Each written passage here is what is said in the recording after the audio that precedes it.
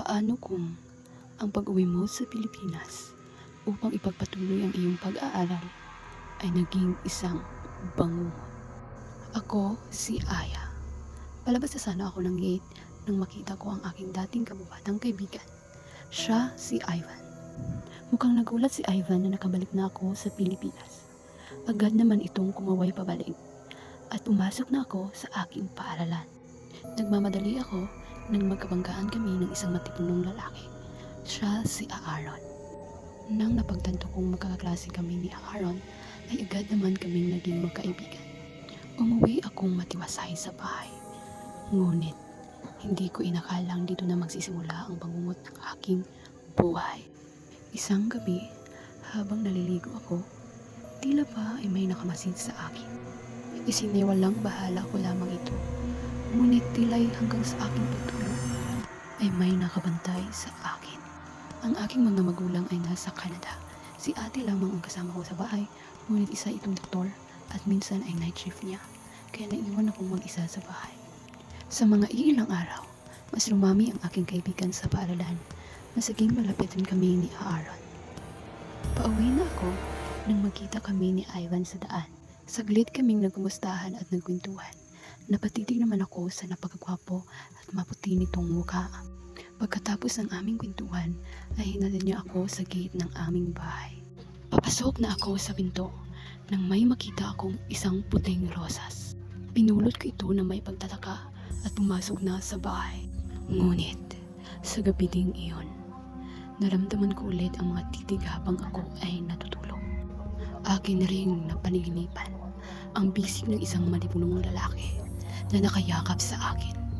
At ito'y may hawak na puting rosas. Hingal na hingal akong gumising. Napatakbo agad ako sa banyo upang maghilamos. Ngunit, nang mapatingin ako sa salamin, isang marka ng halik ang aking nakita sa aking leeg. Kinumbinsi ko ang aking sarili na kagat lamang ito ng lamok. At isang biglang tawag ang nagpanginig sa akin. Si Aaron ay patay na. Sinaksak ito ng 10 beses sa kanyang kondo. Napatulala na lamang ako sa kakaiyak. Labis kong pinagluksa ang pagkawala ni Aaron. Isang buwan ang nakalipas ng pagluluksa. Malapit na ang aking kaarawan.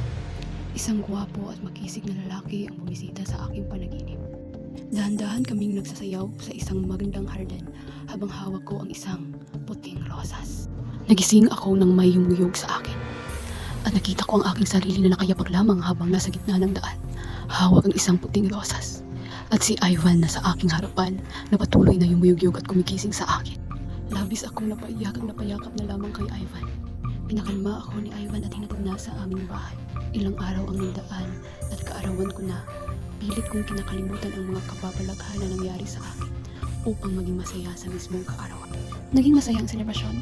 Kasama ko ang aking mga kapitbahay, kaibigan at pamilya. Nandito rin ang pamilya ni Ivan. Ngunit nagtataka ako at wala si Ivan dito. Sa ilang saglit, isang matipunong lalaki ang nag-aya sa aking sumayaw. Ito si Ivan. Nagbigay ito ng bulaklak kaya napangiti ako. Hinayaan ko ang aking sarili na makipagsayaw sa kanya. Bawat galaw ay naging pamilyar. Napatitig ako sa maputla nitong mukha. Ngunit isang biglang pagsabog ang nangyari. Dumilim ang paligid. Nagtakbuhan ang mga tao. Ako'y nabagok. Ngunit bago ako nawala ng malay, naamoy ko ang isang rosas. Sa aking pag-iglip, ang mukha ni Aaron ang mumungad sa akin. At pilit nitong sinasabi na mag-ingat ako. Mag-ingat ako. Iligtas ko ang aking sarili. Napamulat ako at nalaman kong ako ay nasa ospital. Agad kong hinanap si Ivan. Ngunit napatigil ako sa winika ng kanyang ina. Si Ivan ay 10 taon lang patay. Dagdag pa ng ina ni Ivan na ako ang laging hanap nito nang ito'y buhay pa lamang. Ito'y laging naghahanda ng puting rosas at hinihintay ang aking pagbabalik. Naging obsessed si Ivan sa akin at hindi daw ito nakikipagkaibigan ng kahit sino. Isang araw ang nakalipas at ako'y nasa ospital pa rin. Hindi ko pa matanggap ang mga nangyayari sa akin. Ngunit nagising ako ng may malamig na yumakap sa akin. At tumulat ng aking mata, ito ay si Ivan. Tinulak ko ito at pinalayo sa akin. Ngunit sinasabi nitong ako'y sumama na sa kanya. Nagulat ako na may hawak na akong isang kutsilyo. Ang sabi niya ay patayin ko ang aking sarili upang magsama na kaming dalawa. Pilit kong nilalabanan at Nagmamakaawang patahimikin na niya ako. Ngunit ito'y di nakikinig. Nang malapit na sa leeg ko ang kutsilyo, dumating sina ate. May kasama itong pare at sa pagsaboy ng holy water, isang maitim na usok ang biglang nawala. At ang huli naming nalanghap, ang isang amoy ng rosas.